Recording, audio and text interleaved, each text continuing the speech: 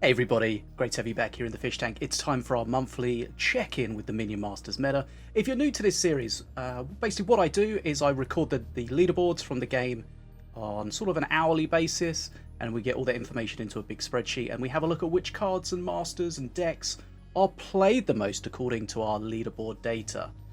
So hopefully we should be able to learn some interesting things. We got a lot to get through, but before we get to that, make sure you hit the subscribe button if you're new here. And a reminder that we do go through a lot of information here. I do try to go through it as concisely as possible, but if you need to pause it, screenshot it, whatever you need to do to get the best out of it, please go ahead and do so. So we've scraped over 40,000 decks. Let's dive in and see what we can find from this information. Right. So of course we're version 2.16. We're going to look at our master popularity overall. So this is master popularity in ranked modes. So yellow is solos, red is 2v2 randoms, and blue is 2v2 pre-mades. We will have a look at some draft information, but it makes sense to keep draft and ranked separate. So as you can see here from the graph, Morelia overall is the master of choice, followed by Stormbringer and then Diona and Milloween. Now, how has that changed from last month? Okay, well, let's have a look at that. So on the left, we have our pie chart for 2.15 last month, and on the right, we have our current pie chart for 2.16. So last month, it was Morelia, it was Stormbringer, it was Diona, and then Ratbo. And then this season, we could see Morelia still number one, about the same share. Stormbringer still number two, has gone down a little bit. Diona still number three, also has gone down a bit. But Ratbo's dropped off quite a lot. Milloween now there in fourth place. So Milloween had the biggest overall increase, likely or possibly because of the buff to her perk 2, the arcane missiles got a little bit stronger. Although arguably her alt perk 2, the Zanian spell perk, is better anyway. So, but if people are using the default perk, maybe that's got stronger. So Milloween saw the biggest increase. Ratbo had the biggest decrease. He dropped off quite a lot, and he was nerfed specifically for 2v2, where he was pretty much overperforming. So previously in 2v2, when your teammate played a minion card, it would generate one of your scrats. That was changed to no longer happen. So that made Ratbo less strong and less of a first choice there in 2v2. Tronvir also dropped off quite a lot. His alt perk 1, the runic attunement, something I think it's called, where you play sort of like if you use mana on spells, you get the ancestors, etc. That was nerfed a little bit, so he dropped off there. Diona, as we saw, still in third place, but did drop off. She did get a nerf in the last patch, which was her trapped having their health reduced. Right, so that's master popularity overall, but let's break it down into the different modes. Right, so solos. We do have the average mana cost of the decks there at the bottom, so you can get an idea if you're new to the game, if you're building decks, to give you an idea of what you should aim for. Of course, the average mana cost doesn't tell you everything. You need to take into account the mana curve and all sorts of things like that, but you can see that the average mana cost remains the same, around 3.7, 3.8. Right, master popularity. Diona still number one, Milloween still number two, Ratbo has dropped off, replaced by Volko in 3, and King Puff in 4. So Volko actually had a big uptick for some reason. Also, King Puff and Stormbringer seeing some more play. Tronvir dropped off, as mentioned. His alt perk 1 did get nerfed, so likely to be that. Ratbo also dropped off quite a lot, but the nerf that Ratbo had would not affect solos, so not entirely sure what would drive that. Okay, so Diona, the master of choice in solos. Let's have a look at 2v2 randoms. So again, yellow Morelia still number one, as she was last month, but Milloween's got up a decent amount into second place. King Puff dropped from second down to third, and Tronvir from third to fourth. But let's have a look at the biggest changes. For some reason, Setsu's seen a lot more play. Also, so has Valorian, Mordor, and on the other side of that, Stormbringer's dropped off, Tronvir's dropped off, King Puff has also dropped off.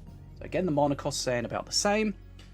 So 2v2 randoms, master of choice, Morelia. Now, one thing we can't see from this data is whether they're using the standard perk or the alternative master perk. So if you're fairly new to Minions, or if you've just not somehow known, we've had alternative master perks for a long time. Right, pre-mades. So last season, Stormbringer, Ratbow, Mordar. This season, Stormbringer's still number 1, but has dropped off. Morelia now in 2nd place, up from 5th. Mordar in 3rd, and Volko in 4th. So Morelia went up quite a lot. Milloween went up quite a lot as well. Ratbow dropped off a lot. Again, that's likely to be because of that nerf. Stormbringer dropping off as well, but still in 1st place. Okay, so that's the master popularity in pre-mades, where Stormbringer is the master of choice. Now, let's have a look at draft. Of course, we always take draft with a little pinch of salt because you don't have the flexibility to build decks like you do with constructed, but with enough data, hopefully we can get some interesting information. So, last season, Tronvir, Diona, and Morelia were the top 3 draft masters. This season, Morelia is the master of choice, Tronvir 2nd, and Valorian there in the green in 3rd. So Valorian's gone up, Rector's gone up, Stormbringer's gone up, Diona dropped off quite a lot, Tronvir dropped off quite a lot, possibly because of those nerfs in the last patch. Right, so that's the master of choice for draft for this season, Morelia. Okay, we'll very quickly go over the rarities. If you're new to Minion Masters, the cards have 4 rarities: common, rare, supreme, and legendary. But unlike a lot of card games, just because a card is rarer doesn't necessarily mean it's stronger. It just means it's more unique. And as you can see here with the makeup of the different decks, most of the decks are made up mostly of common and rare, with some supremes and legendaries in there. So you don't need a full deck of legendaries. This game is definitely not pay to win. And if you want to break them down, you can there, but that's just a very quick look at the rarities. Now, factions. We have 2, 4, 6, 8, 9. I always think 11, but it's 9. We have 9 different factions in the game, and this is the overall factions. We can see Voidborn's still the number 1 faction. This is a little bit misleading in a way, because not all the factions have the same amount of cards. Voidborn has a lot of cards, so maybe we should normalize this data in some way to take that into account.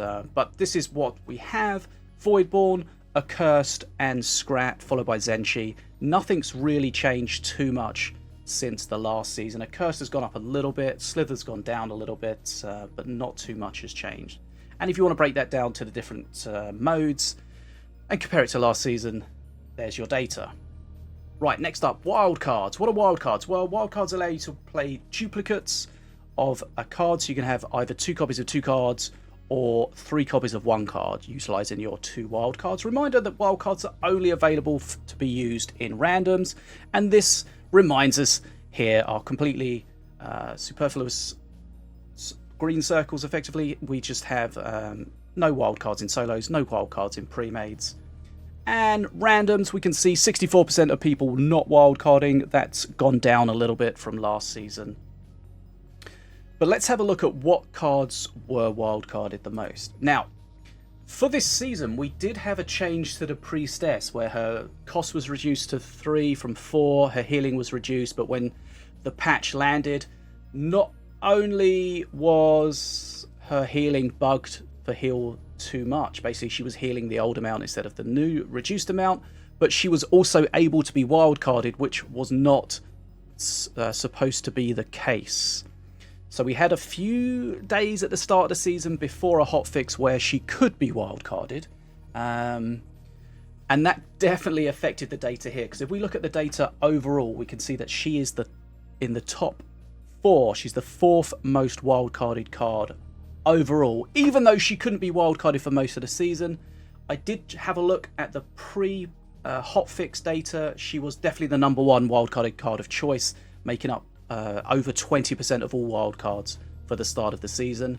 It's kind of difficult to put a cutoff between pre and post hotfix, because the leaderboards might still have old wildcarded decks that people haven't played since the hotfix. Also, the hotfix doesn't go out on all platforms at the same time. Steam gets them real quick, Android gets them real quick, but Xbox definitely takes a while. So there's not an easy way to sort of cut that data off between pre and post hotfix. So this is just the season overall. So the priestess shouldn't really be here, but I think the fact that she is and she's so high up just shows how wildcarded she was at the start of the season. Okay, so Arcane Ring is the wildcard of choice, up from 7th place last season. Oh, and just let me just introduce you to the format of these slides. Should have done it a little earlier, but so each card has a border. The border color will tell you if the rank has gone up from last season, if the rank has gone down from last season, if it's a new card, or if it's the same rank. So if we look at Arcane Ring, it's green, it's gone up from last season. The top left number is its current rank 1st, the top right number is its last season's rank 7th. So Arcane Ring, Blind Date, Blastmancer, Priestess, let's kind of forget that she's there, and then Walk-in Blind Date as the top wildcards there. So Blastmancer went up a lot, Warrior went up a lot, Arcane Ring went up a lot, Adventuring Party went up a lot, of course, because of the change to the Priestess. Blade Star dropped off a lot, that did get nerfed in the last season. And we've also seen a reduction in Soul Stealers. Okay, so those are the top wildcarded cards. Now let's move on to the top cards overall. So this is the top cards overall in all 3 of the ranked modes. And we can see Skeleton Crew in first, still first, was first last season, just kind of dominating. It's such a cheap, such a simple card, and it's, even though it has an accursed ascension buff, it doesn't even matter. People play them outside of those decks. So very, very strong. And you can see the top 4 cards, all very simple, very cheap, but apparently very strong. Skeleton Crew, Hillpuff, Swarmers, Slitherbound.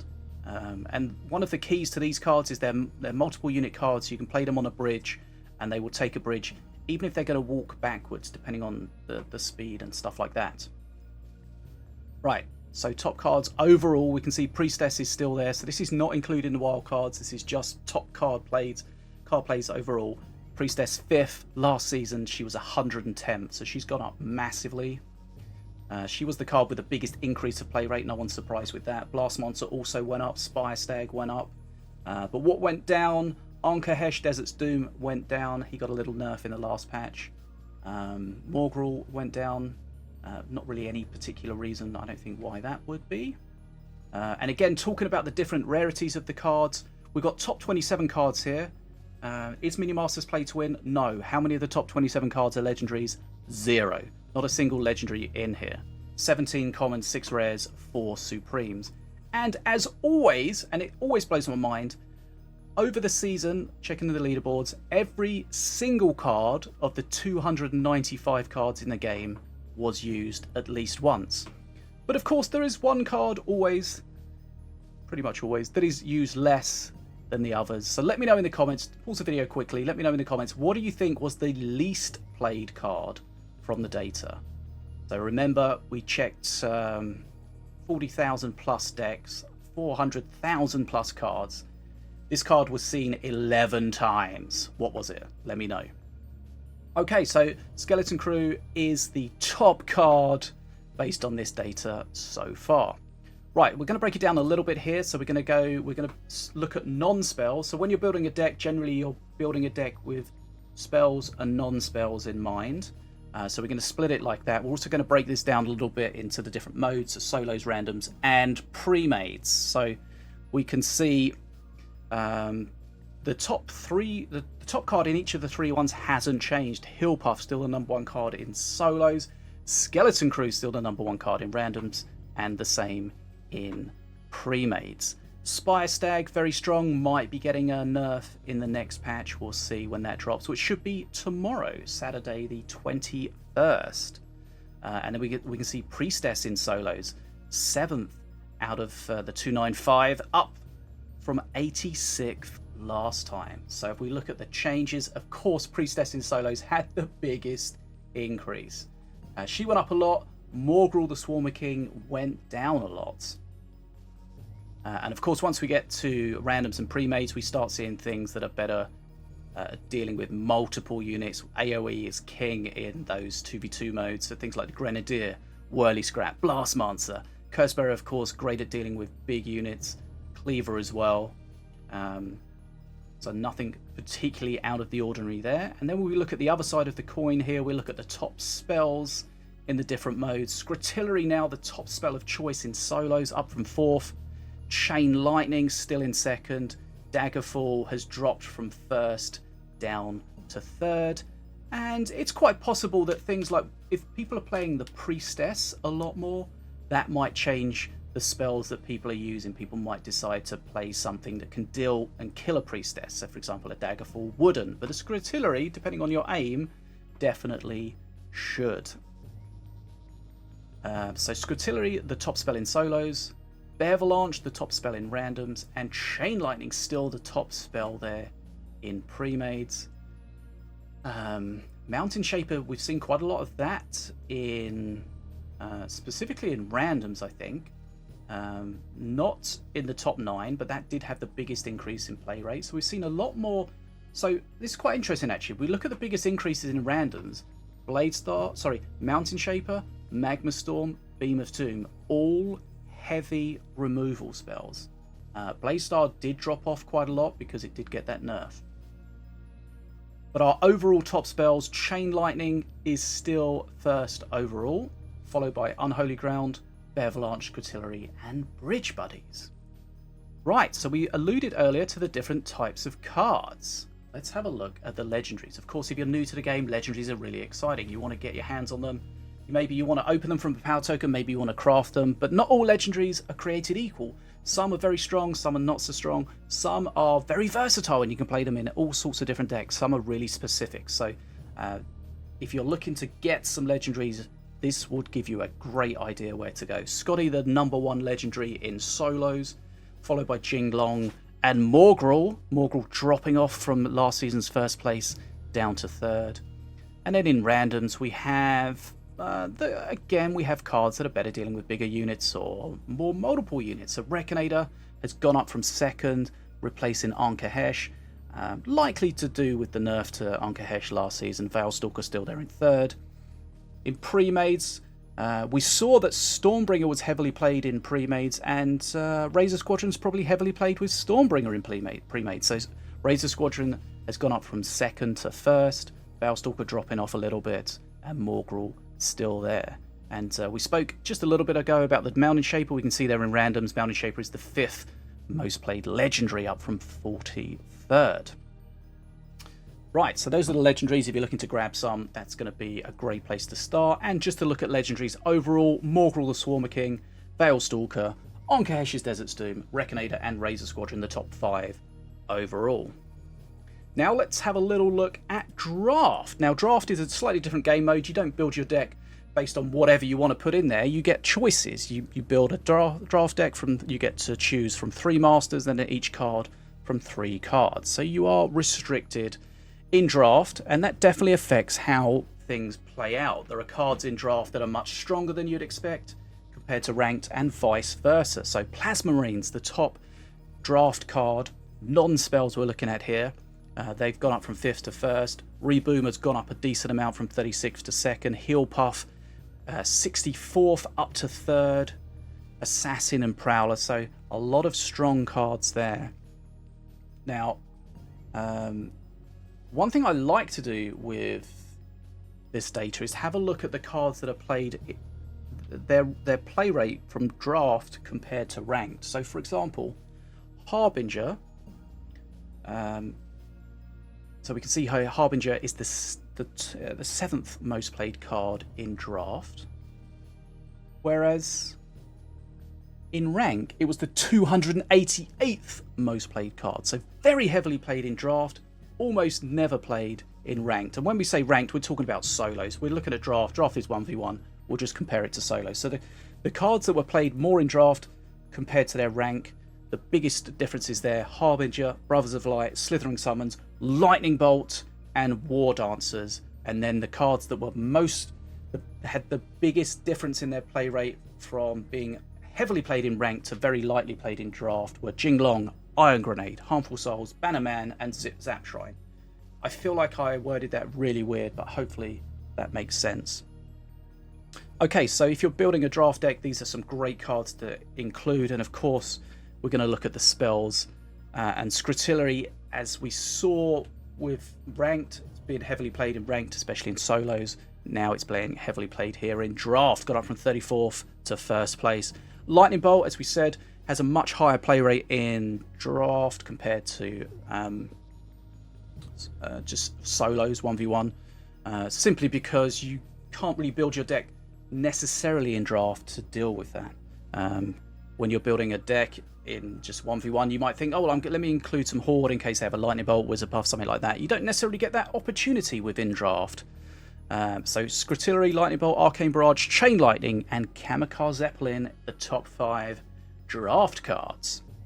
Right, so we looked at Masters, we looked at cards. Let's put them together and we're going to have a look at the top decks.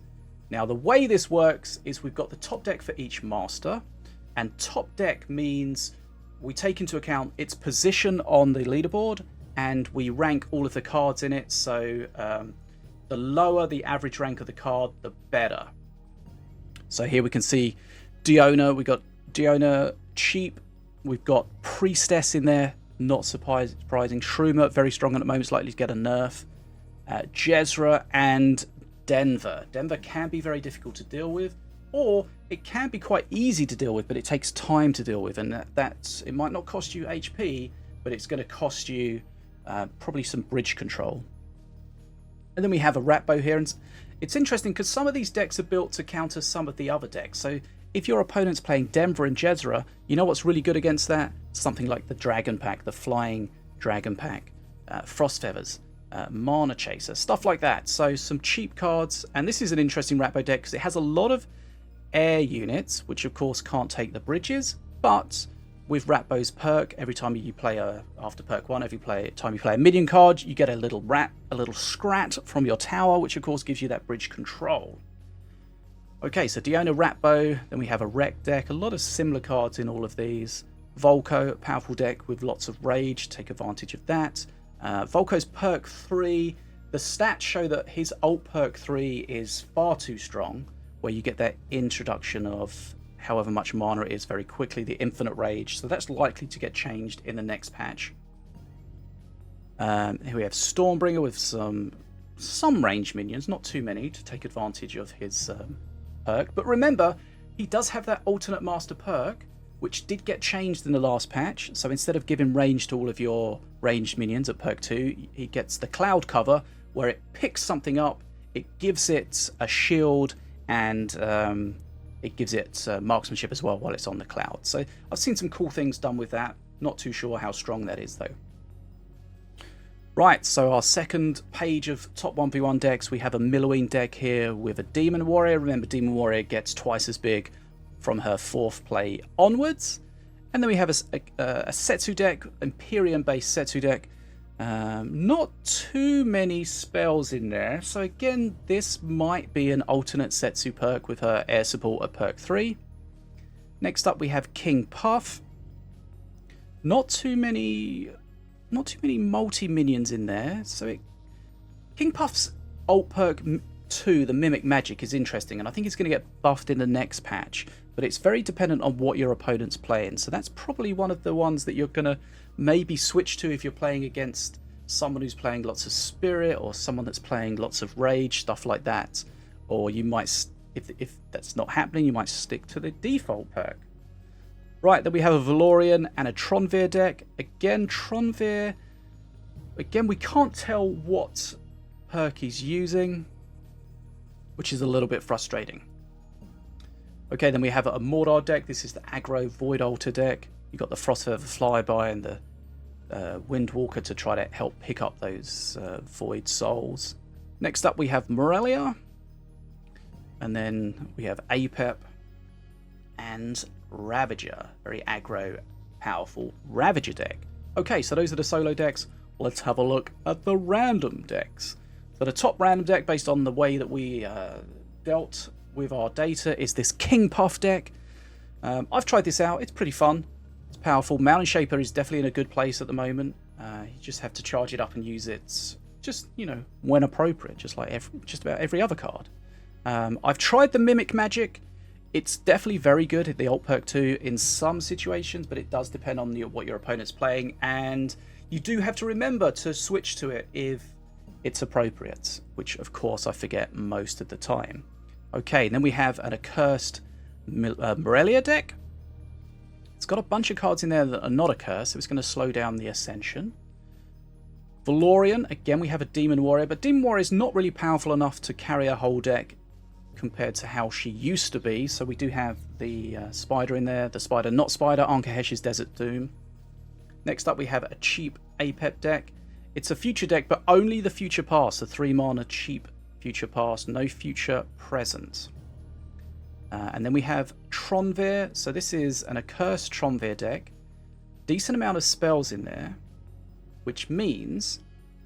I can't remember if this was the deck that I was playing or not.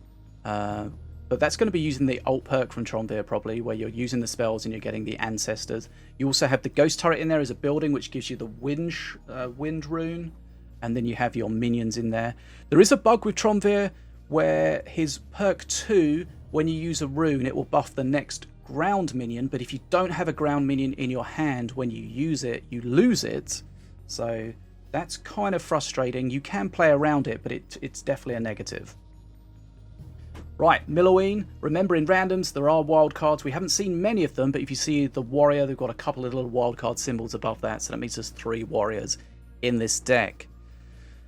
Setsu, a lot of spells in this Setsu deck, so that's going to be using the standard Setsu perk 3. Diona, we've got an Iron Grenade in there, so we're going to have some Outlander cards generate in that tech. We've got a powerful Wreck deck. And then we have a Mordor deck, so this is going to be taking advantage of the heals, the spirits, the rage, and very likely to be using the default Mordor perk.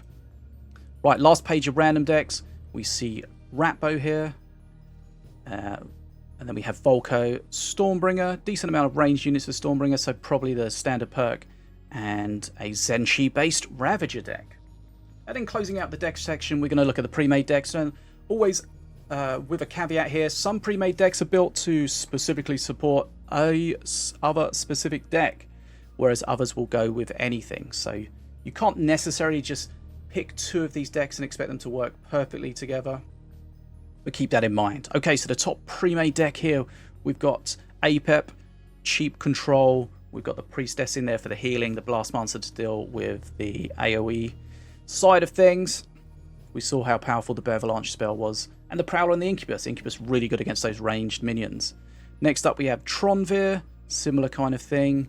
Morelia, probably not using the alt perk because the spellbook reduction would be useless if you get that. So there's no 4+ mana spells, and there's not 4 of them. There's only 1 of them, so you might get some value from it. Right, Stormbringer, again, lots of range in there.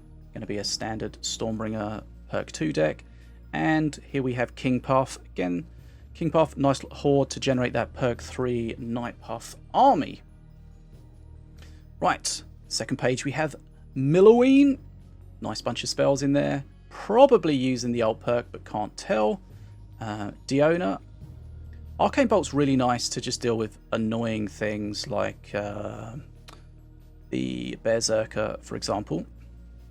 But the Arcane Bolt introduces an interesting thing. If your opponents are good enough and they have the appropriate stuff in their deck, they can tank that and save their important units if they're quick enough and smart enough. But remember, Arcane Bolt only costs you 3 if you don't kill the thing. So it's not as bad. It's not such a good thing for your opponents to do anymore, but still good. Right, Volko, Valorian, Mordor. It's a heavy standard Mordor deck. Ritual of Servitude, of course, being the cheapest card in the deck. Right, and then our last page of decks. We've got a Ratbo deck. We've got Ravager. We've got Setsu with a decent amount of spells in there. Black Hole, always nice to see. And finally, last but not least, we've got a Korgoth Wrecked deck. Right, so that's all the stuff we're going to go through in detail. The next section is something we're just going to go through quickly, which means if you want to pay attention to the data, I'm going to need you to pause the video, screenshot it, whatever you're going to do. So we're going to look at the overall cards, or just some extra data for solos. So these are the top cards in solos, non-spells, legendaries, sorry, spells, looked at the wrong slide, and legendaries. And of course we're going to do that for all the different modes. So here's the top cards for randoms, top cards, non-spells for randoms, the top spells for randoms, and the top legendaries for randoms. And for pre-mades, we're going to look at the top cards, the top cards non-spells, top spells, and the top legendaries. Now the next section, again, we're going to go through quickly. This is going to show you the data for specific masters. So if you're looking for a specific master and you want to find out what to play with them, this is going to be perfect for you. But again, there's a lot here. We're going to go through it quickly, so pause the video if you need to. Right, so we're going to start with APEP. We're going to look at the top cards for APEP in solos, in randoms, and pre-mades. And then we're going to do that for all the masters. Just a reminder, at the bottom of the page, you can see the number of decks that have been used to create this data. If there's very few decks, then that means it's not very representative. If there's a lot of decks, then it's far more reliable. Right, Diona, solos, randoms, pre-mates,